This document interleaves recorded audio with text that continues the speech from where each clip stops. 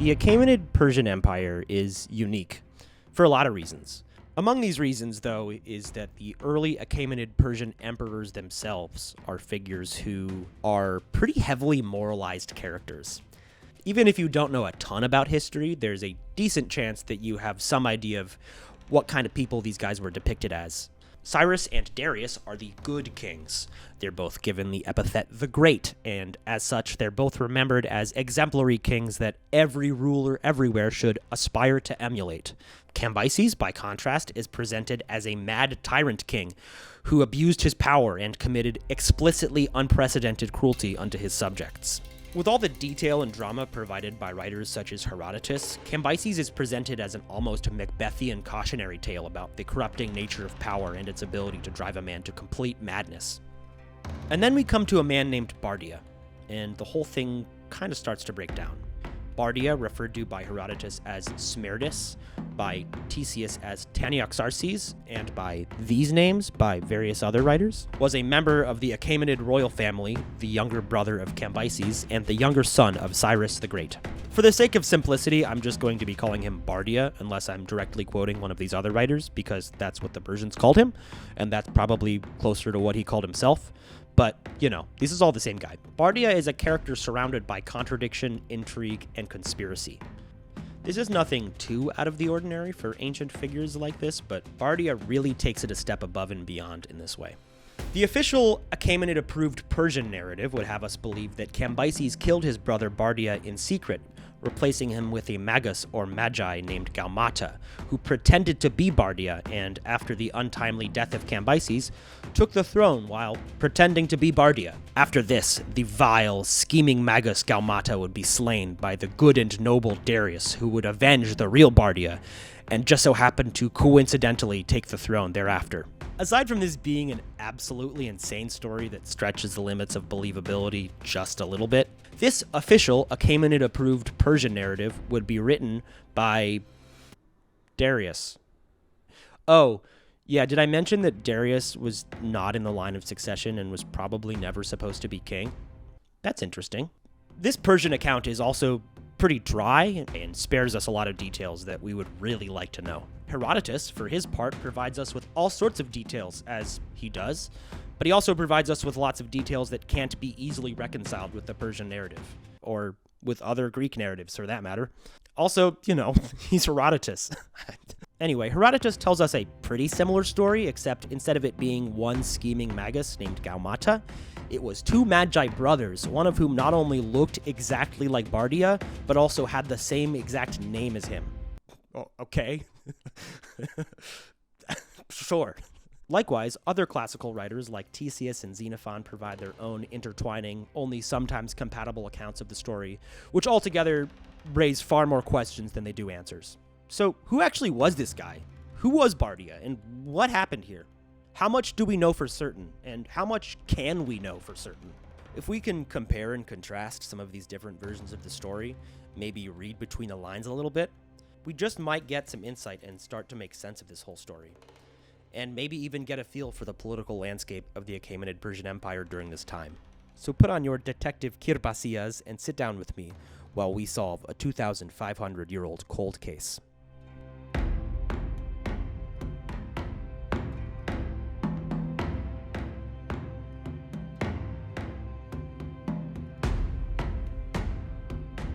Most histories of the Achaemenids begins with Cyrus, or Touraj, as he probably would have called himself. Sorry to any of the old Persian speakers out there. We know close to nothing about the Achaemenids before Cyrus, except that they were vassals to the Medes, that they held kingship over the city of Anshan, which is modern-day Tal Imalyan. But Cyrus is where things really get going, so we're going to start there. The circumstances and events surrounding the beginning of hostilities between Cyrus and the Medes is unclear, and the chronology is definitely murky, but some way or another, Cyrus and Anshan found themselves at war with the Medes.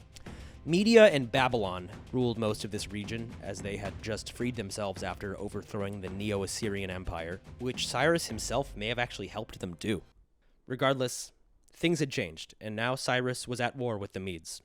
The Nabonidus Chronicle, an ancient Babylonian text which describes the fall of Babylon, likewise describes these events and the rise of Cyrus, telling us, quote, And in truth, when the year 553 arrived, Marduk raised up Cyrus, king of Anshan, his young servant Ardu. Cyrus scattered the great armies of Uman Manda with his small army, and he seized Astyages, king of the Medes, and he left him captive in his own country. The Nabonidus Chronicle proceeds to tell us that Astyages' men turn him over to Cyrus, who then marches on Ecbatana. After conquering his former Median overlords, Cyrus then takes Babylon. Then, all this. For as large of a shadow as he casts, Cyrus is actually a pretty mysterious guy, and it can be difficult to properly map out a chronology of his rule. As French historian and Iranologist Pierre Briant tells us, the only two events that can be precisely dated in the life of Cyrus is the fall of Babylon in 539 and Cyrus's death in Central Asia in 530. However, we do know that at some point before his death, Cyrus would designate his older son, Cambyses, as his chosen heir to the throne. Upon his ascent to the throne, Cambyses would famously launch his campaign into Egypt, which was technically successful in a Pyrrhic victory sort of way, at which point most versions of the story would say that he would die shortly thereafter without any children of his own.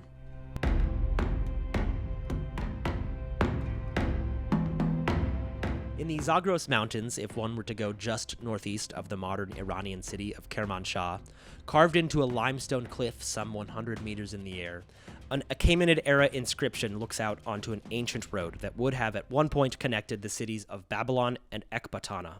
The Behistun Inscription is named after the mountain upon which it was carved, and it was commissioned by Darius I upon his ascent to the throne. This brings us to a very important point about this source. The Behistun Inscription has a pretty clear bias in its narrative of events, and can even kind of be thought of as propagandistic in nature. It was commissioned by Darius to make Darius look good, and more importantly, make Darius look legitimate. It was featured prominently on a major road that many people would have been traveling on, and we're told that it was dispersed all throughout the empire as well, so lots and lots of people would have been reading this.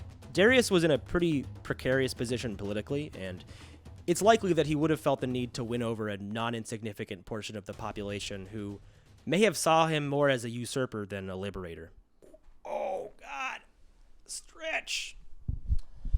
I'm sitting up here now. I'm sitting up here now. The Behistun Inscription begins with Darius introducing himself. Am I getting cut off? The Behistun Inscription begins with Darius introducing himself as the great king, the king of kings, etc., and specifically stating that his father, Hystaspes, or Vishtaspa, was the grandson of a man named Ariaramnes, or Ariaramna, who was allegedly the brother of Cyrus I, grandfather of Cyrus the Great, who started the empire. So, he would have been, I don't know, third cousins? Third cousins, maybe? Third cousins, or second. Would it be second cousins? Second cousins once removed, maybe? I don't know. Both Cyrus I and Ariaramnes were the grandchildren of Achaemenes or Hakshamanish, who was the founder of the dynasty, after whom the empire is named. The Behistun Inscription says, quote, King Darius says, My father is Hystaspes. The father of Hystaspes was Arsames. The father of Arsames was Ariaramnes. The father of Ariaramnes was Tiespes. The father of Tiespes was Achaemenes. King Darius says, This is why we are called Achaemenids. From antiquity we have been noble. From antiquity our dynasty has been royal. So there you go. Darius tells us that Cambyses, son of Cyrus the Great, had been king before him, and that Cambyses had had a younger brother named Bardiya. Darius tells us, without really providing us any further detail, that Cambyses had his younger brother Bardiya killed in secret, unbeknownst to the entire empire. After killing his brother in secret, Cambyses marches on Egypt, whereupon unrest envelops the home provinces. Darius then tells us that the Magus Gaumata, quote, raised a rebellion in Peshiavada near a mountain called Arakadrish. Gaumata then rebels on the 14th day of the month of Vyakshana. Darius tells us that Gaumata assumes the identity of Bardiya, claiming that he is, in fact, the real Bardiya, and that the people of Persia and Media openly revolt in support of him, totally unaware of the fact that the real Bardiya had actually passed away. We are told that Gaumata lies to the people, telling them, quote, I am Bardiya, son of Cyrus, the brother of Cambyses. According to Darius, Gaumata then seizes the kingdom, and Cambyses dies of natural causes. Sure. It's here that Darius makes a point to claim his place in the Achaemenid royal dynastic line, saying that the empire had always belonged to us, and that Gaumata usurped the throne according to his own will rather than being divinely anointed or whatever. Darius claims that a good number of people actually knew that Gaumata was not the real Bardiya, but that Gaumata had a bunch of people executed and that everyone else who wasn't executed was just too afraid to speak out. According to Darius, no one was brave enough to slay the vile Gaumata until, by the grace of Ahura Mazda, Darius himself was given the strength and opportunity to act. Darius then, with a handful of men who he mentions by name, gather at a stronghold in Media, and they go to slay Gaumata and dispossess him of the kingdom.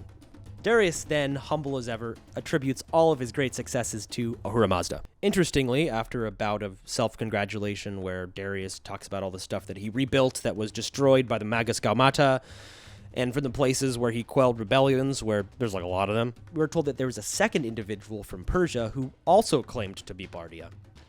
Darius then does battle with him and defeats him thanks to the will of Ahura Mazda, and then he has that guy and all of his followers crucified. That concludes the real meat of the text.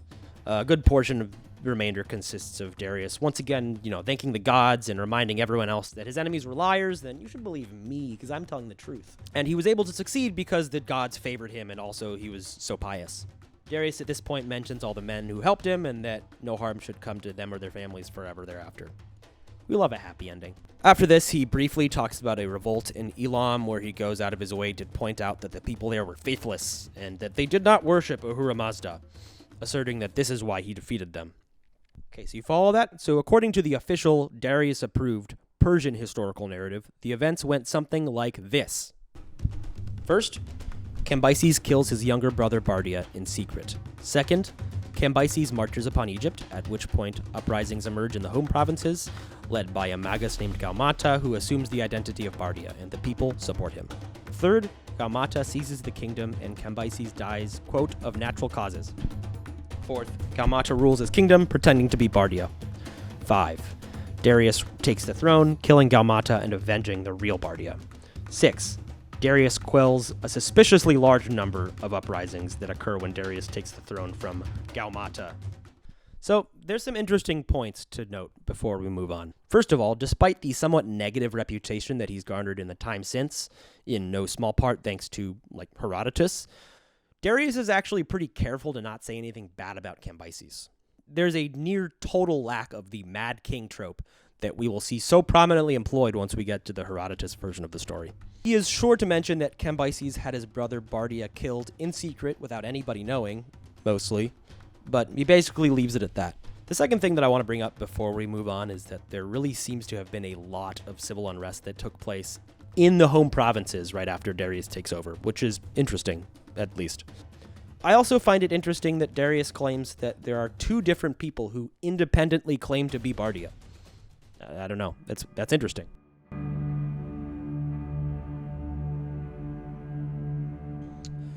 Wardrobe change. Don't worry about it. There is no shortage of classical era writers. Hi. My needy cat is right here. He just needs so much attention. Yeah. There is no shortage of classical era writers and historians who were understandably fascinated by this whole debacle. But primarily we're going to be focusing on two of them. Those two being Herodotus, you know him, you love him, and Ctesias of Cnidos. I'm going to start with Herodotus. I'm going to go off on a limb here and say that Herodotus maybe kind of gets a bad rep. A little bit. Granted, he does say a lot of wild and pretty ridiculous stuff, to the extent to which he's kind of been known for it for centuries now. Ancient Roman-era historians were having this exact same argument about exactly how full of shit Herodotus was, so it's not a crazy or unfounded concern to have. In one of her books, historian and folklorist Adrienne Mayer refers to Herodotus as, quote, the world's first anthropologist, as much of his work consists of oral histories and stories that he collected along his travels. Conveniently, in telling us about these stories that he collects along his travels, if you've read Herodotus, you'll know that he will often tell us if he believes a given story or not. This results in some pretty wild passages. Even as I was doing research for this video, I came across this passage from Book 3 of his histories, where he's talking about the aftermath of a battle between the Egyptians and the Persians, and I'm just going to read it for you. Quote, "Since the bones of the Persians were lying apart on one side according as they were divided at first, and those of the Egyptians on the other, the skulls of the Persians are so weak that if you shall hit them only with a pebble, you shall make a hole in them, while those of the Egyptians are so exceedingly strong that you would hardly break them if you struck them with a large stone. The cause of it, they say, was this, and I for my part readily believe them. Namely that the Egyptians beginning from their early childhood shave their heads, and the bone is thickened by exposure to the sun, and this is also the cause of their not becoming bald-headed. For among the Egyptians you will see fewer bald-headed men than among any other race. This, then, is the reason why these have their skulls strong, and the reason why the Persians have theirs weak is that they keep them delicately in the shade from the first by wearing tiaras, that is, felt caps." Huh? I'm sorry, what? Like, he stands on business about this. He's like, yeah, I that sounds right. That sounds right to me. Anyway, I'm maybe not making a super strong case for myself in terms of the whole Herodotus gets a bad rep thing, because, like, you heard the quote, you know? But in this case, he is kind of invaluable. There's a quote from the great history podcaster Dan Carlin, which I wasn't able to find exactly, but it's from his King of Kings series where he's talking about the Achaemenid Persians. Hello. Where he essentially talks about Herodotus in comparison to other contemporaneous writings as the introduction of color television. He certainly wasn't the first guy to be writing down histories. I mean, the Babylonians had been doing that for centuries, and they had gotten really good at it. They were kind of famous for it. And he also wasn't even always very accurate. I mean, again, see the quote I just read you. But he is the first guy to write about a lot of these figures in a way that makes them seem like fully fleshed out, three-dimensional human beings with complexity and nuance. We pick up amidst the Persian invasion of Egypt, where Cambyses, son of Cyrus the Great, is marching against Pharaoh Ahmose II. From the outset, the experience of reading Herodotus is immediately very different than reading something like the Behistun Inscription. This is made all the more interesting in a case like this where they're allegedly telling the same story. Where something like the Behistun Inscription might just say something like, "I marched with my armies upon Egypt," and leave it at that. Herodotus instead first takes the time to paint a picture of a diverse, multi-ethnic army which consists of all the different various people groups who populated the Persian Empire at the time. Herodotus tells us that this whole thing kind of gets started when Cambyses asks the Egyptian pharaoh Ahmose for his daughter, not to be his wife, but to be his concubine. This request obviously horrified Ahmose, and there was no way he was ever going to do it. But at the same time, Persia was a lot stronger than Egypt during this time, and Ahmose reasonably feared what Cambyses would do if he just outright refused. So, instead, Ahmose hatches a plan. He'll dress up a different Egyptian noblewoman as his own daughter, and send her instead, pretending that she is, in fact, his own daughter. So, they go through with this plan, and when this poor Egyptian girl gets to Cambyses, she just spills the beans. She spills all the beans. She tells him everything. Herodotus then tells us that everything we've learned so far is just the Persian account of events, and that the Egyptians say that things went a little bit differently. According to them, Cambyses was actually half Egyptian, since it was actually Cyrus that asked for Ahmose's daughter, and Cambyses was the son of Cyrus and this random Egyptian woman. Herodotus tells us that, regarding this part of the story, he doesn't really believe the Egyptian account, and is more partial to the Persian account of events. Anyway, they go to war. Herodotus is sure to say that there were Greeks fighting on both sides. Cambyses also seems to get help from a people group Herodotus just calls Arabians, which probably refers to the Nabateans, but that's kind of off topic. But they give Cambyses a bunch of camels, and Cambyses, alongside his armies, marches upon Egypt. So we're told that they do battle. A lot of people die on both sides, but eventually the Persians win out, the Egyptians break rank and flee. This is where that other quote that I mentioned earlier about the skulls goes. I don't know. Anyway, I'm going to try and move through this next section relatively quickly because otherwise we'd be here all day. But basically, the Egyptians take refuge in Memphis. Cambyses lays Memphis to siege. Cambyses' siege is successful. Bada bing, bada boom. He's conquered Egypt. This is when Herodotus takes the time to describe all the cruel and unusual behaviors exhibited by Cambyses, which includes, perhaps most famously, the killing of the Apis bull, which the Egyptians considered sacred, but also just the desecration of sacred sites, the humiliation and killing of various noble people, lots of other stuff. Whether or not Cambyses gets a fair shake here is very much worthy of its own video, which I'll probably make at some point. Regardless, the way Herodotus tells it is that Cambyses immediately gets on the bad side of the Egyptians he just conquered. Sacrilege, defiling holy sites, but he also gets on the bad side of his own people. Like, he kills his sister, who is also his wife. Just one of them, though, because he has 2 wives who are his sisters. He also has a high-ranking, trusted advisor named Prexaspes, and Cambyses tells him at one point, tells Prexaspes, like, I'm like the best archer ever. And Prexaspes is like, yeah, man, like, I believe you. Like, you probably are, you know? And Cambyses says, like, no, I'm going to prove it to you. And Prexaspes is like, no, you don't have to do that. Like, I believe you. Like, you're the best archer ever. And Cambyses is like, no, I'm going to prove it to you. And I'm going to shoot your son in the heart. And if I do, that means I'm the best archer ever. So Cambyses hits this poor kid in the heart in front of his father. And he is so proud of hitting this poor kid in the heart in front of his father that he makes Prexaspes admit that Cambyses is godlike for his remarkable shot. Prexaspes admits this because, I mean, let's be honest, he doesn't really have a choice. But he also hates Cambyses now, which I think is pretty reasonable. There's more stuff like this, but for the sake of brevity, we're going to breeze through that for now. Anyway, Herodotus tells us that amidst these bouts of madness, Cambyses, who I'll remind you is still in Egypt, has a dream about his brother Bardiya, who had originally been on the campaign, but Cambyses had sent him back to Persia. In this dream, Cambyses sees his brother Bardiya sitting atop the Achaemenid throne while touching the heavens. This freaks out Cambyses, so he has his brother Bardiya killed in secret without anybody knowing. As a result of this, with Cambyses still taking care of things in Egypt, the throne back in Persia is left noticeably vacant. Prior to leaving for Egypt, we are told that Cambyses had put 2 brothers, both of whom were magi, in charge of his household while they were gone. It also just so happened that these 2 brothers were some of the few people who were privy to the whole murder thing. So when Cambyses had his brother Bardiya killed, his brothers got to thinking. Save for a very select few, almost nobody in the empire knew that Bardiya had been murdered. It also just so happened that one of these brothers not only looked exactly like Bardiya, but had the exact same name as him as well. So these brothers, being put in charge of Cambyses' household, do the thing that you would probably expect them to do. And Bardiya, the Magus, pretends to be Bardiya, the prince. When Cambyses hears about all this, in a rare moment of clarity, he feels really sad and guilty for killing his brother and realizes that he totally misinterpreted that dream he had, and that it wasn't his brother he saw on the throne, it was this other usurper who looked like him and had the same name. Which, like, buddy, you hired the guy. Like, shouldn't this have occurred to you? Herodotus then tells us that the Magi rule without tribulation for 7 months, all the while the public is totally unaware that Bardiya is not the real Bardiya, or not that Bardiya. You know what I mean. But on the 8th month, some folks start talking, and they get suspicious.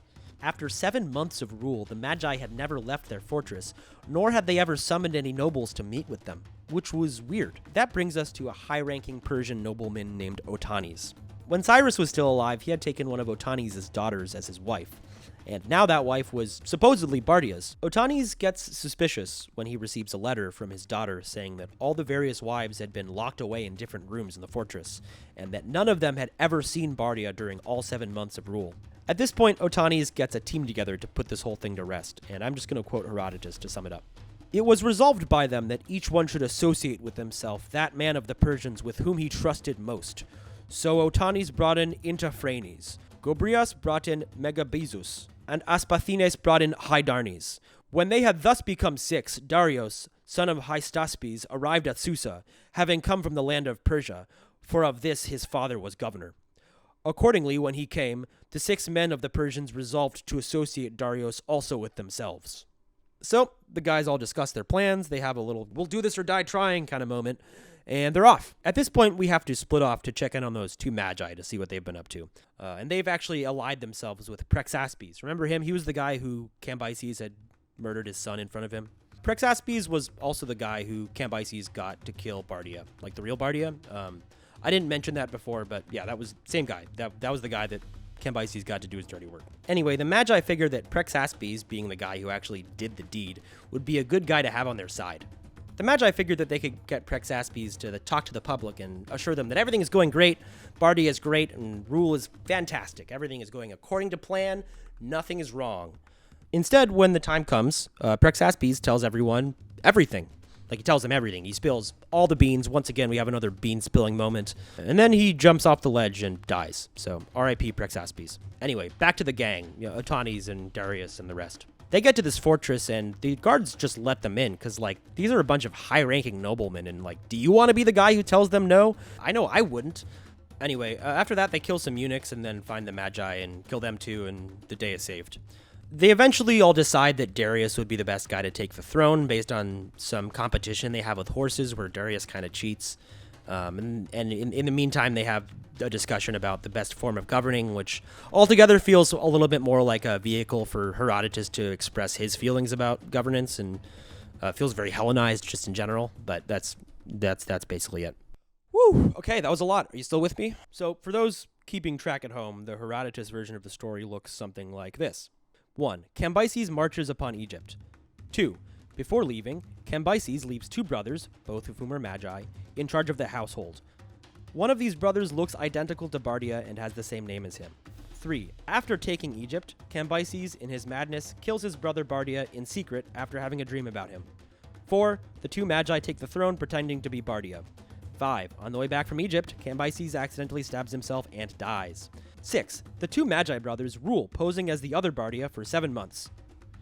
7. On the 8th month, a group of suspicious Persian noblemen go to the castle to confront the brothers, killing them.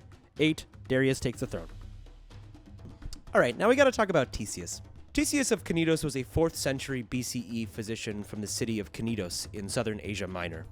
Knidos was in a region of Asia Minor that was, during this time, a part of the Achaemenid Empire, and as such, Ctesias found himself working in the court of the emperor himself, where he would eventually be appointed as the personal physician to Artaxerxes II.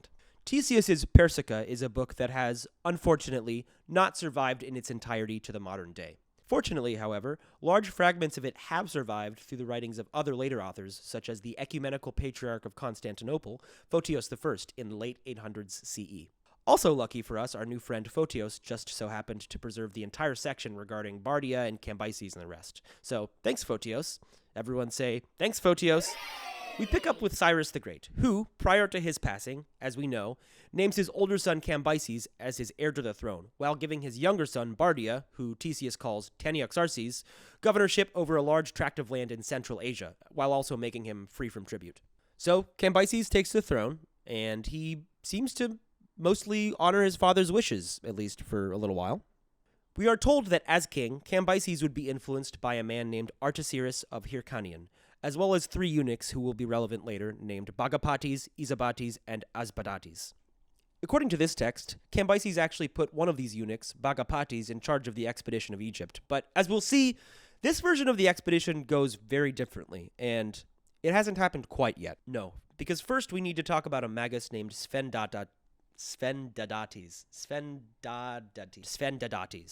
or Sfendadates. Ctesias tells us that this magi, Sfendadates, had been flogged by Bardiya for, and I quote, some offense, so who knows what that could be. Regardless, though, this magi is angry and he's determined to get his revenge, and so he sets out to the court of Cambyses, who, let I remind you, has not yet started his expedition against Egypt. When he arrives at court, this magi lies to Cambyses, telling him that his brother Bardiya is conspiring to overthrow him. To prove this, Sfendadates tells Cambyses to summon his brother Bardiya, and that if he does so, he will not come. Cambyses does this, and, as promised, Bardiya does not come, saying that he has business elsewhere.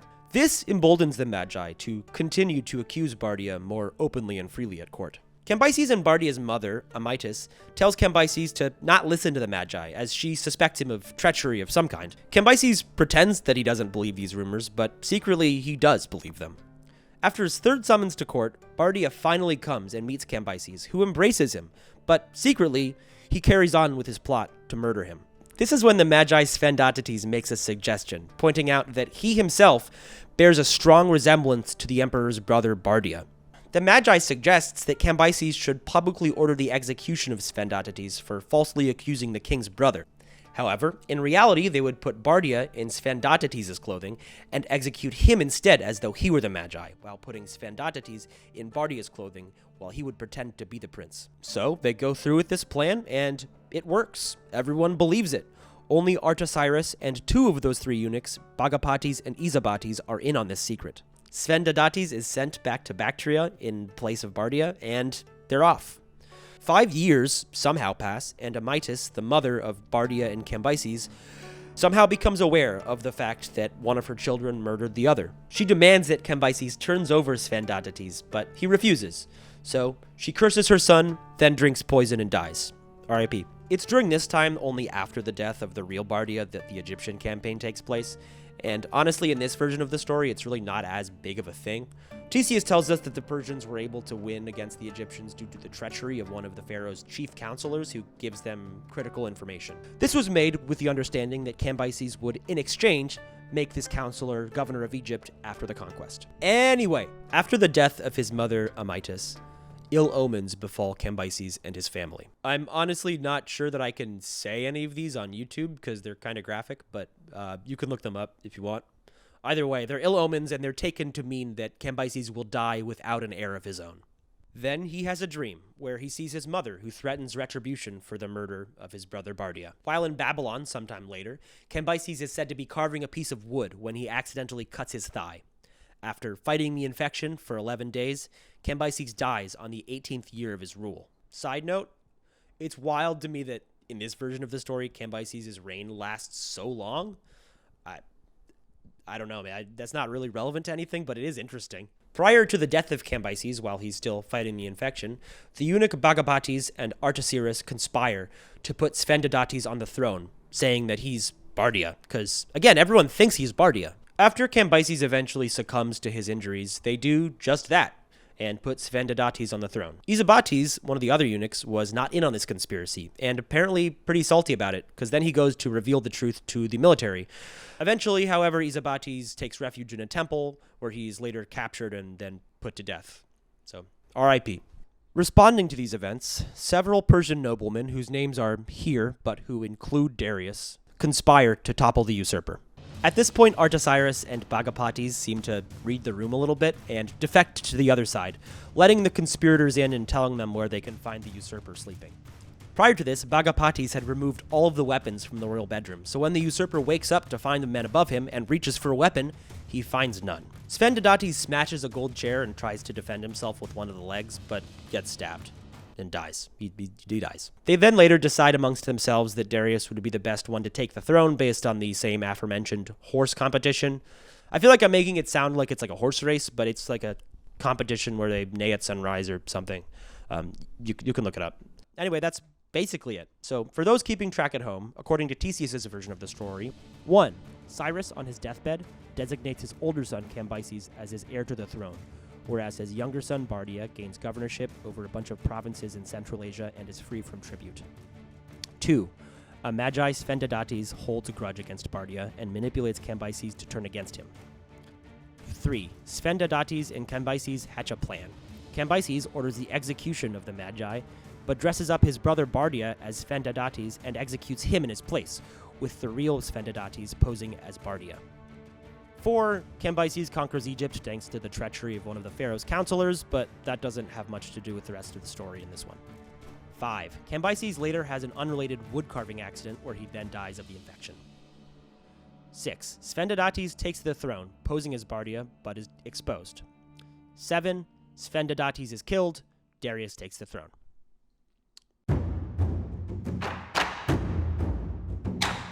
Okay, so where does this all leave us? So far, we have 3 very different versions of the story, and you may be forgiven for thinking that this is some Venn diagram situation where we can compare and contrast the different versions and just piece together a version of the story that contains all the things that they have in common, but it may not be that simple. As Pierre Briant makes a point to note in his analysis, just because there's a detail that the various different versions of the story happen to agree upon, doesn't necessarily mean that that detail should be taken at face value. There's a couple things that we need to keep in mind here. First of all, it's made very clear to us that the Behistun Inscription was, and I quote, proclaimed throughout every province in the empire. So this would have been pretty common knowledge to a lot of people, probably. Obviously, it wouldn't have been called the Behistun Inscription back then, because that's just the one that the mountain, the place, you know what I mean. Second, we need to keep in mind that Herodotus, who lived and conducted his work a couple generations after these events occurred, collected these oral traditions and stories from talking to notable Persian families, whose recollection of events would have no doubt been at least affected or influenced by this official state-sponsored narrative. Especially considering Darius did do a lot of good for the empire, so he probably would have been pretty popular. Additionally, it should probably be noted that Herodotus' own home city of Halicarnassus was a part of the Achaemenid Empire, and the same was true for Ctesias, who even went so far as to work for the emperor himself. So it's very possible that these guys were not able to just say whatever they wanted about this. This would also maybe at least partially explain why both authors are so quick to just readily believe the stolen identity, twisted parent trap story that they're given. Despite all this, Briant is quick to emphasize that the areas in which these different versions of the story differ still matters quite a bit, and it's still very significant. He makes it clear to us that the narratives provided by Herodotus and other successive classical authors were themselves pieced together from a number of intermingling, differing, sometimes aligning versions of the story, which implies that at that time, there were a lot of different versions of the story, i.e., even back then, there was not one universally agreed upon version of this story. People were talking about it. They were discussing it. They were probably having arguments about what actually happened, what was likely.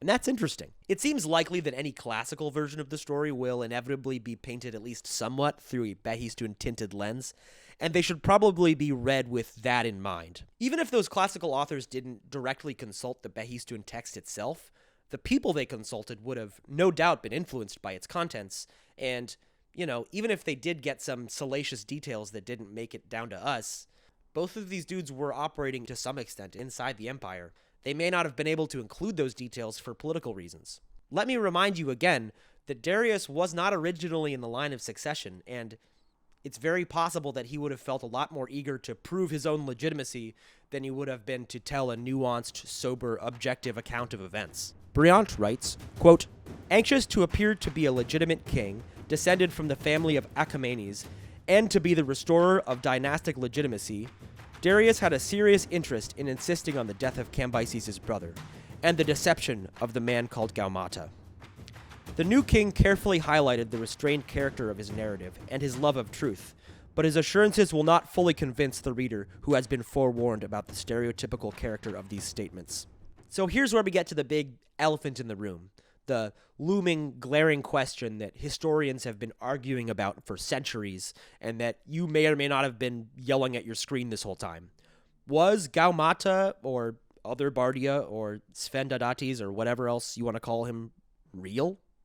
Like, was there actually a scheming magi that assisted Cambyses in disposing of his brother and then stole his identity and all the rest? Or was this a story made up by Darius, who would have been anxious to cover up the fact that he was not originally in the royal line of descent, and maybe even overthrew the real Bardiya, who, as the son of Cyrus, would have been the rightful and legitimate king? Honestly, we may never get a satisfying answer on this. The general consensus held by the vast majority of historians today does not find Darius's account of events to be reliable or convincing, but like all things in history, this is not a universally held viewpoint.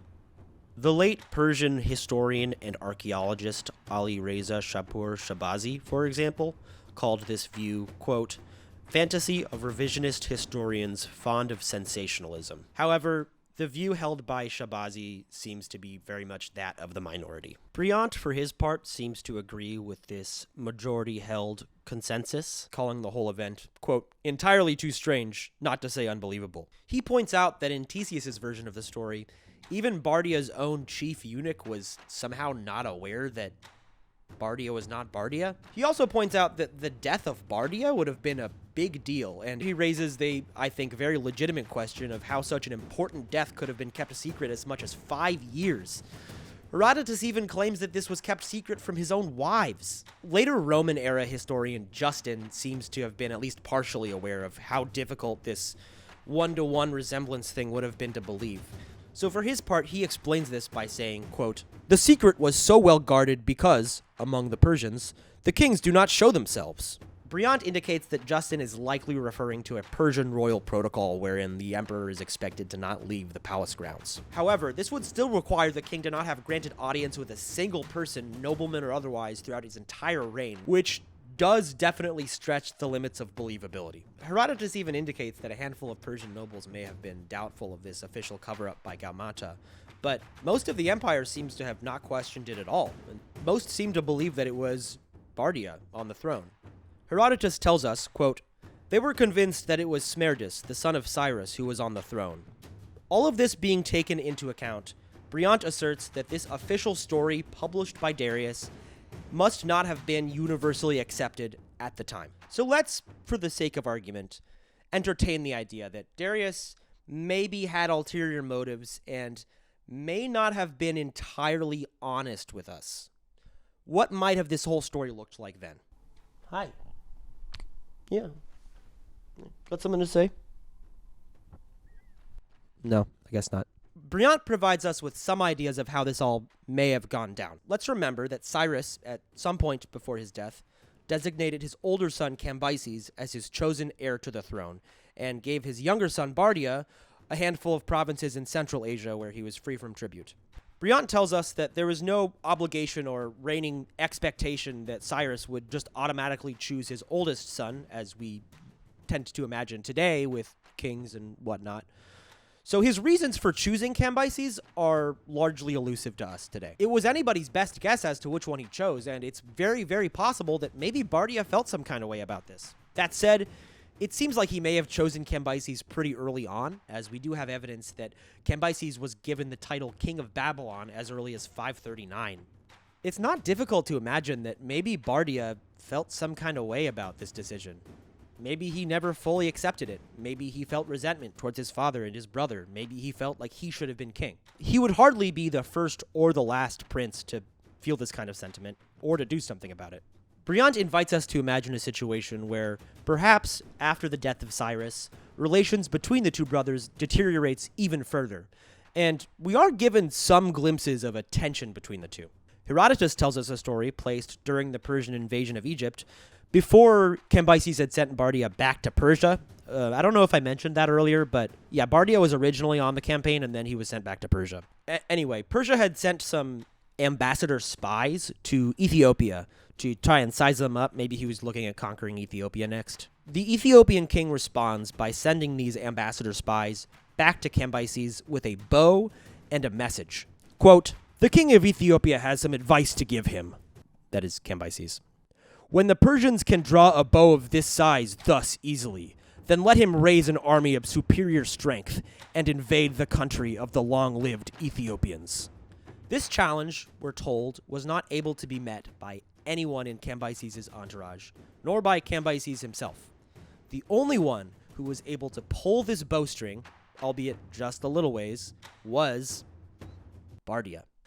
And this is significant because Briant reminds us that amongst the Persians during this time, as is the case for many cultures all around the world, prowess in battle and ability to use a bow and strength were chief proofs of manliness and of a king's worthiness to rule. A king would often demonstrate his worthiness to rule by proving his abilities as a warrior.